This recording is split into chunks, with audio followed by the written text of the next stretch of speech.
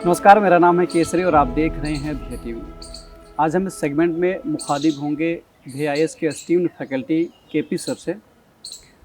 पूरी दुनिया लगातार बदल रही है और अगर यूपीएससी एस्पिरेंट्स के नज़रिए से हम देखें तो जो सब्जेक्ट्स हम पढ़ते हैं उसमें इकॉनमी हो गई, टेक्नोलॉजी हो गई, पॉलिटी हो गई, ये बहुत ही डायनामिक सब्जेक्ट हैं।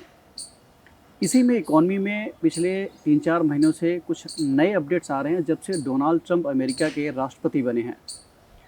बहुत तगड़े से कई देशों पे वो टैरिफ इम्पोज कर रहे हैं। पूरी दुनिया में उथल पुथल मची हुई है और उसमें एक देश भारत भी है। इस पूरी घटना में कुछ हम नुआंसेस को, कुछ बारीकियों को समझेंगे केपी सर से। सर, बहुत बहुत स्वागत है आपका। हम किसी भी बात को शुरू करें, सबसे पहले आप बेसिक पूरा घटना बताइए हमारे दर्शकों को, बहुत संक्षेप में 20 सेकंड में, कि पूरा मामला है क्या in fact. Thank you so much, आपने इस मंच पे बुलाया, मुझे ये मौका दिया अपनी बात रखने के लिए और मैं अपनी तरफ से पूरी कोशिश करूँगा। देखिए, अभी मामला ऐसा हुआ है कि डोनाल्ड ट्रंप जब से आए हैं तो वो एक स्लोगन के साथ आए हैं कि अमेरिकन फर्स्ट, और उन्होंने एक बड़ा एक अटैकिव नारा दिया है कि ग्रेट अमेरिका अगेन, यानी अमेरिका को हम फिर से ग्रेट बनाएंगे, जो जो चीज़ें हो सकती हैं। अब इसके तहत उन्होंने कहा कि भाई देखो, अमेरिका के साथ बहुत से कंट्रीज़ ने, ठीक है, टैरिफ्स लगा रखे थे हाई, तो अमेरिका भी टिट फॉर टैट के तौर पे हम भी रेसिप्रोकल टैरिफ उनके ऊपर इम्पोज करेंगे। और उन्होंने एक लिस्ट बाकायदा बनाई और फिर उसके बाद से अगर भारतीय समय से देखें तो रात के 2 बजे वो धमाका किया और उसके असर दिखने लगे।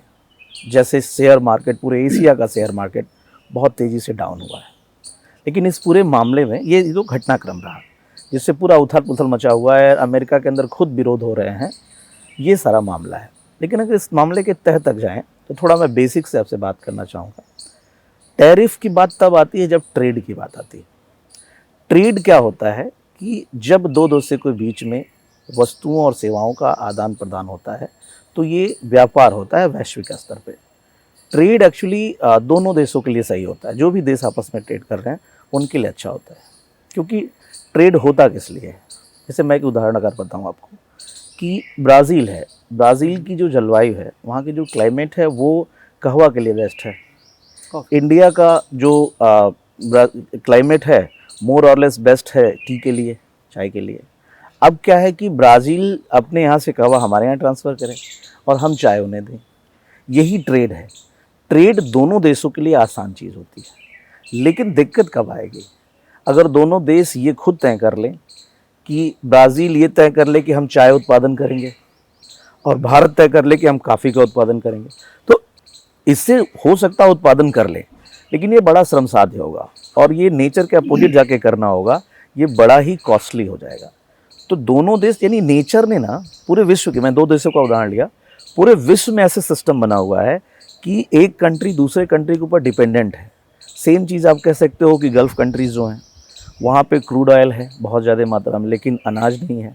हमारे यहाँ अनाज बहुत है, क्रूड ऑयल की समस्या है। तो अगर हम ये सोच लें कि नहीं भाई हम क्रूड ऑयल खोजते रहेंगे तो हमारा कितना कॉस्ट जाएगा। तो trade is a good thing.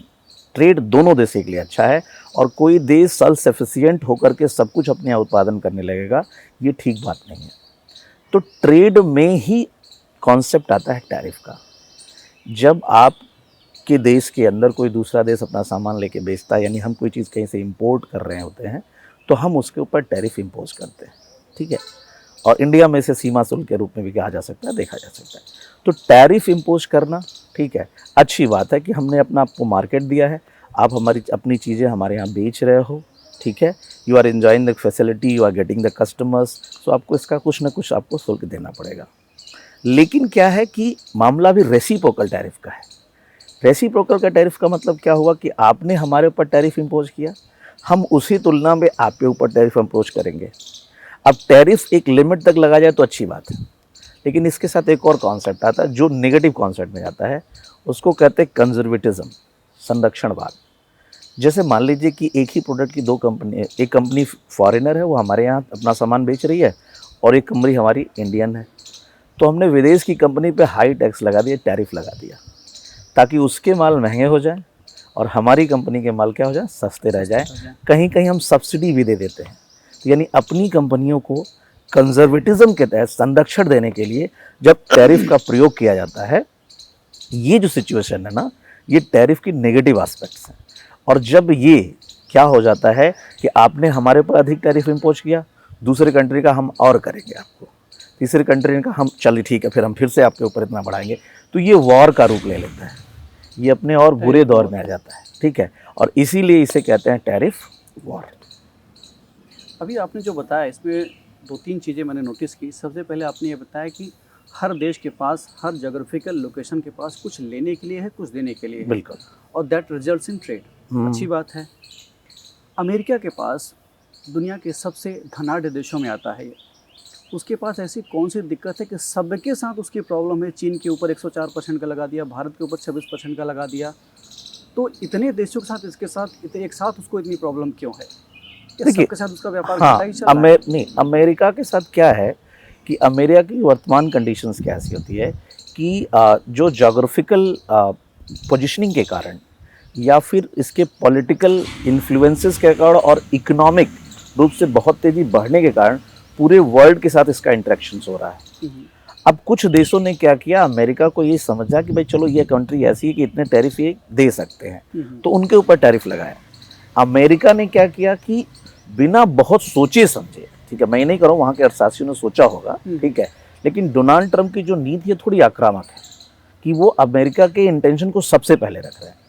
लेकिन समस्या क्या है, देखिए कि टैरिफ कितना लगना चाहिए था और टैरिफ बहुत बढ़ा के लगना चाहिए था, नहीं लगना चाहिए। मेरा मानना है ये निर्णय अर्थशास्त्रियों को लेना चाहिए। नहीं तो सॉरी इंटरप्ट कर रहा हूँ, आपको नहीं लगता कि इतना एग्रेशन लॉन्ग टर्म में कहीं अमेरिका को ही बैकफायर नहीं कर जाए? बिल्कुल, मैं वहीं आ रहा हूँ कि ये टैरिफ जो है ना, टैरिफ लगाने के बाद मैं वही कह रहा था कि ऐसे निर्णय नेता ना लें, ऐसे निर्णय के परिप्रेक्ष्य में अर्थशास्त्री हों, क्योंकि अर्थशास्त्री जब अध्ययन करेगा तो सारे डायमेंशंस को अध्ययन करेगा, क्योंकि पूरे विश्व में समानता नहीं है, सबसे एक जैसे टैरिफ आप कैसे लगा सकते हो? ग्लोबल साउथ ग्लोबल नॉर्थ का कॉन्सेप्ट देखिए, ग्लोबल नॉर्थ में सारे रिच कंट्रीज़ हैं, ग्लोबल साउथ में बहुत से गरीब देश हैं, ऑस्ट्रेलिया को अगर छोड़ दिया जाए तो ऐसे में क्या सबको एक जैसे कैसे कर सकते हो आप? ये ग्लोबल इक्विटी का सवाल है। तो ये निर्णय मेरा मानना अर्थशास्त्रियों को लेना चाहिए।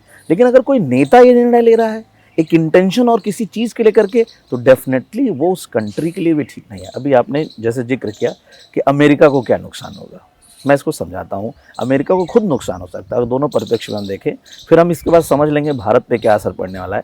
अमेरिका में खुद इसका विरोध हो रहा है। जैसे मान लीजिए अमेरिका ने भारत के सच में लगी कि भारत की कोई कंपनी है जिसके इम्पोर्ट्स पर अमेरिका ने टैरिफ इम्पोज कर दिया।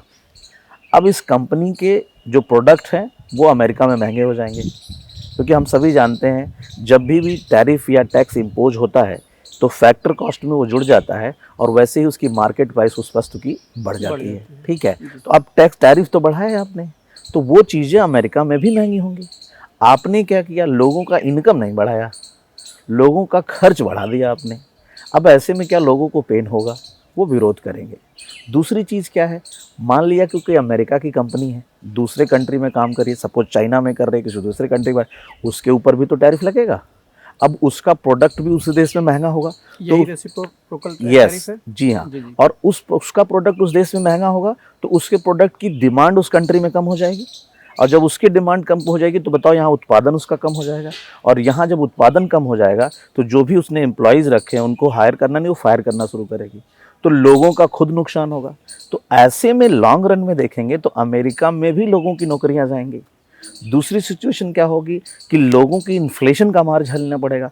तो अनएम्प्लॉयमेंट और इन्फ्लेशन जब दोनों एक साथ बढ़ेगी लॉन्ग रन में, इकोनॉमिक्स में से स्टैगफ्लेशन कहते हैं, और ये बड़ी क्रिटिकल कंडीशन होती है।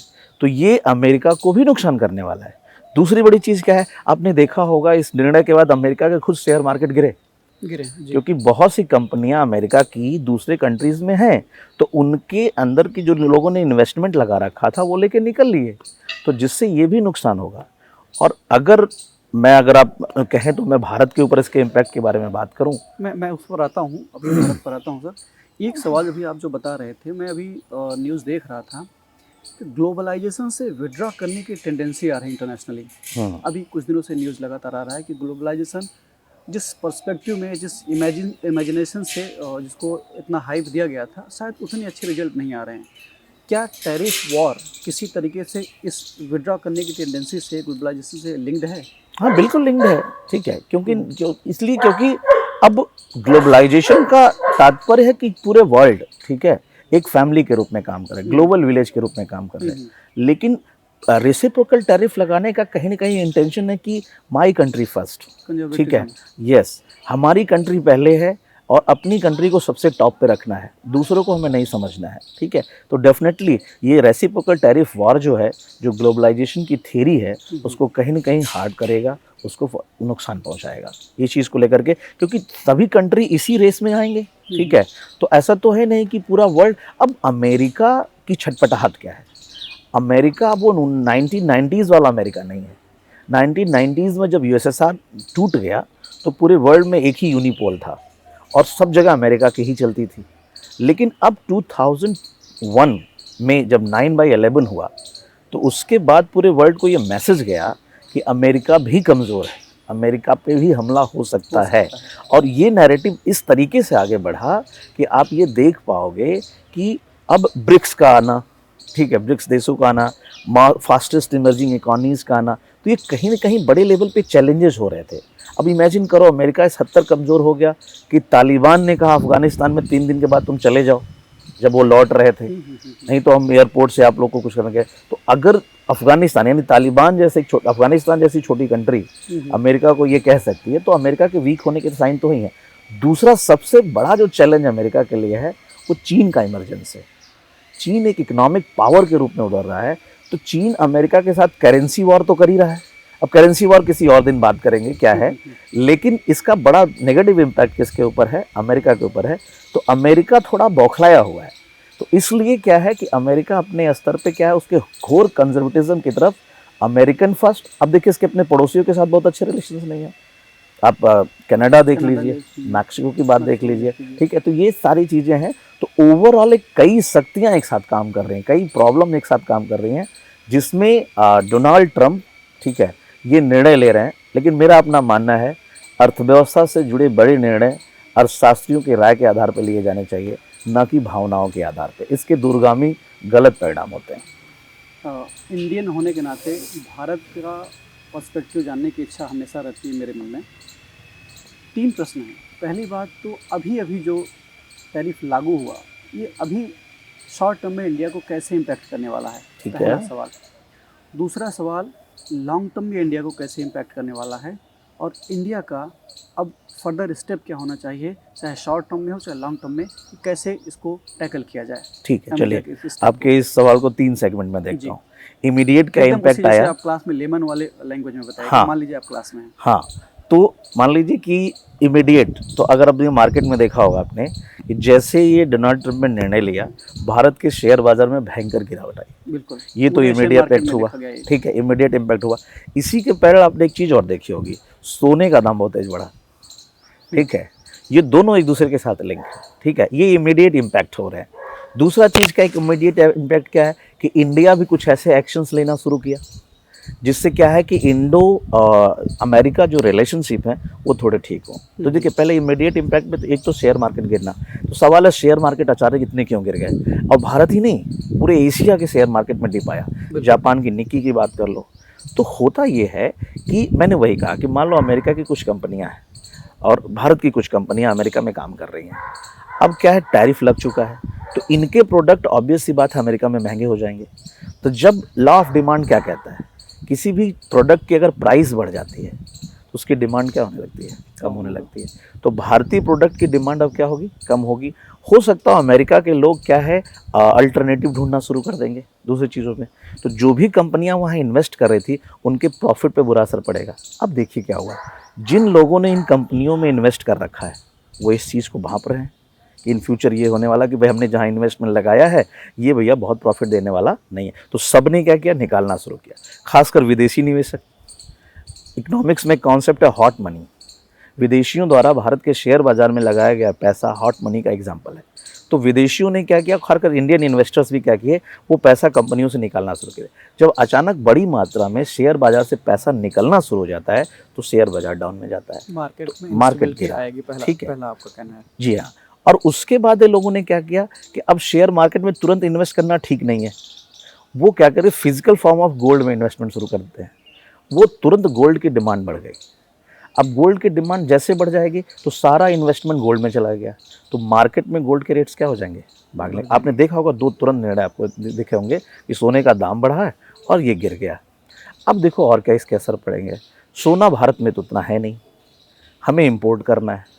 अब सोना महंगा हो गया तो ऑब्वियस सी बात, हमारा इंपोर्ट बिल क्या हो जाएगा, महंगा हो जाएगा। जब हमारा इंपोर्ट बिल महंगा हो जाएगा तो इससे असर क्या पड़ने वाला है कि चालू खाते का घाटा।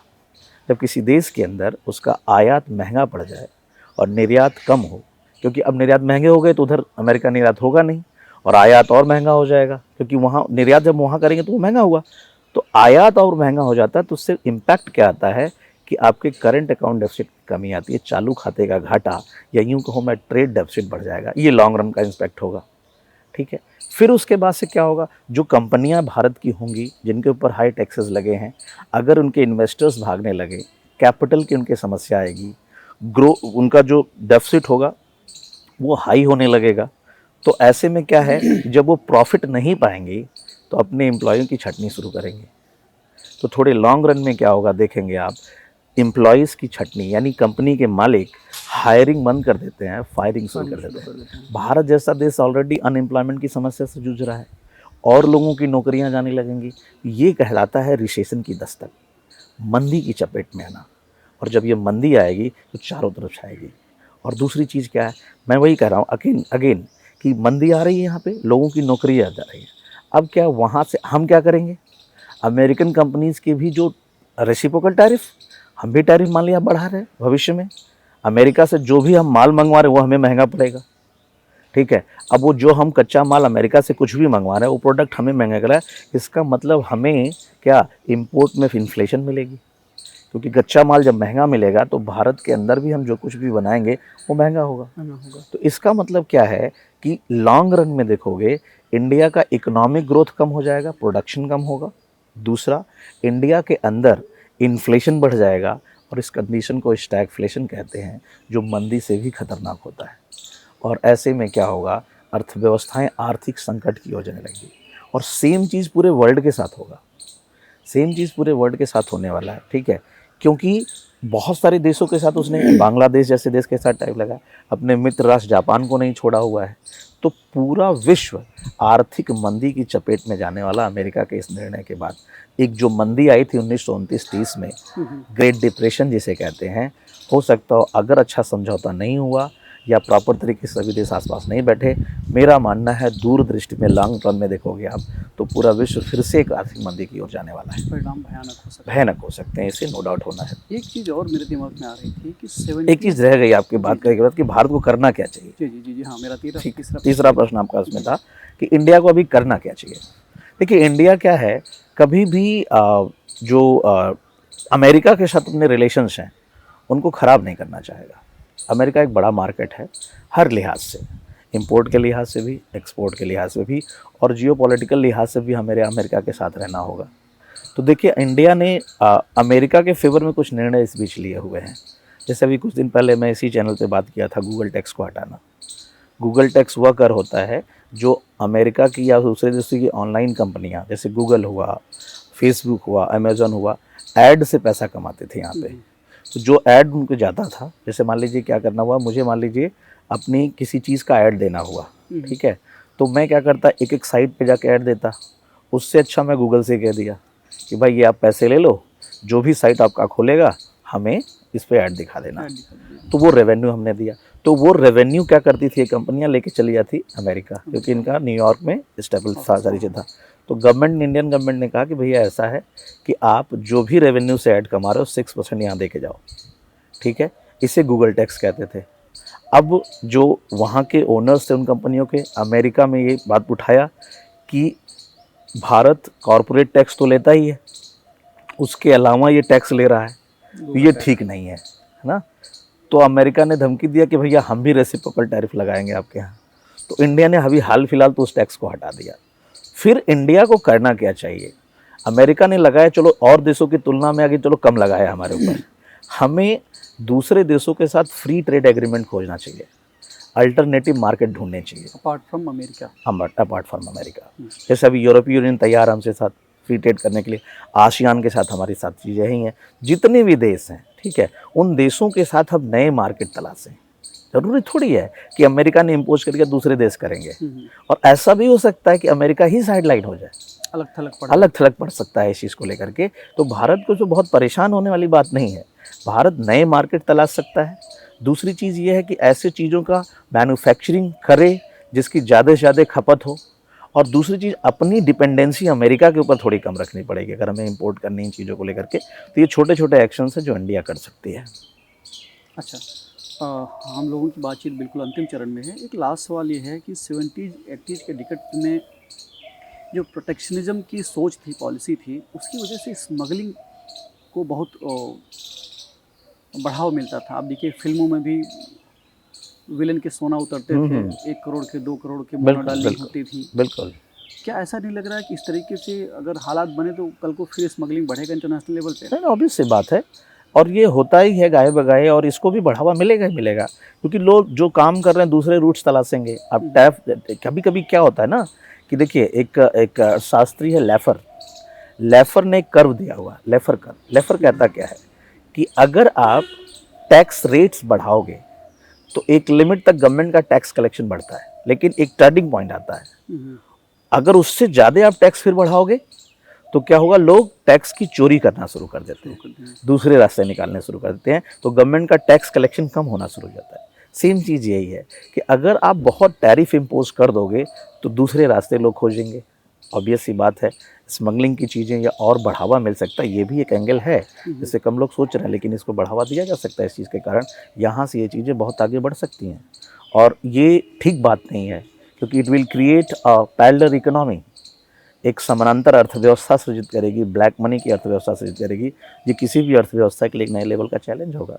ऑब्वियस सी बात है। इंडिया अपने नेबरिंग कंट्रीज से रिलेशन को लेकर, चाहे हर लेवल पे, चाहे बॉर्डर डिस्प्यूट हो, इकोनॉमिकल रिलेशन हो, चाइना की ले ली बात हम, तो कुछ न कुछ दिक्कतें बनी हुई है।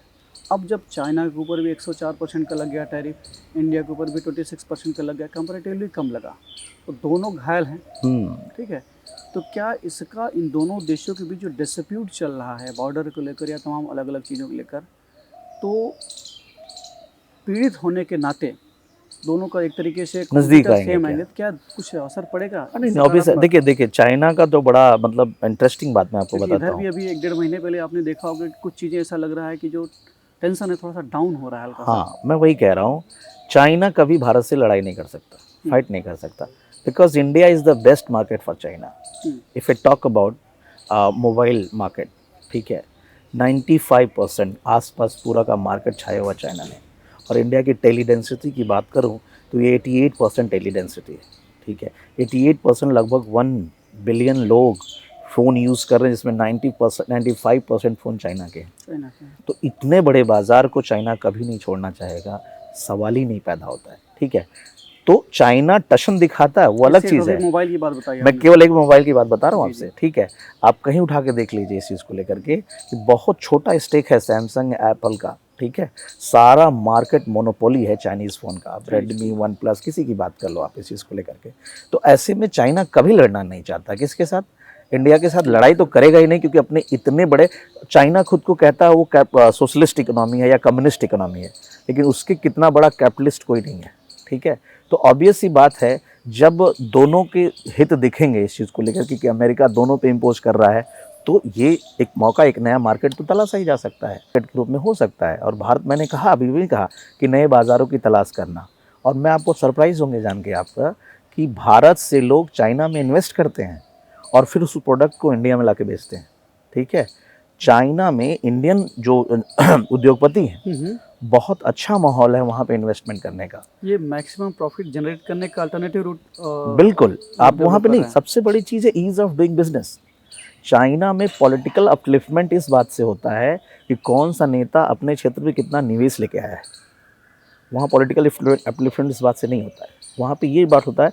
मैं बताऊँ, मुझसे एक लोग मिले थे, इनका अपना चाइना में बिजनेस था, तो मैंने उनसे पूछा कि आखिर चाइना में ऐसा क्या है, तो उन्होंने बड़ी इंटरेस्टिंग बात बताई। उन्होंने कहा, एक बात बताइए, दिवाली आप लोग मनाते हैं, रंग चाइना बनाता है।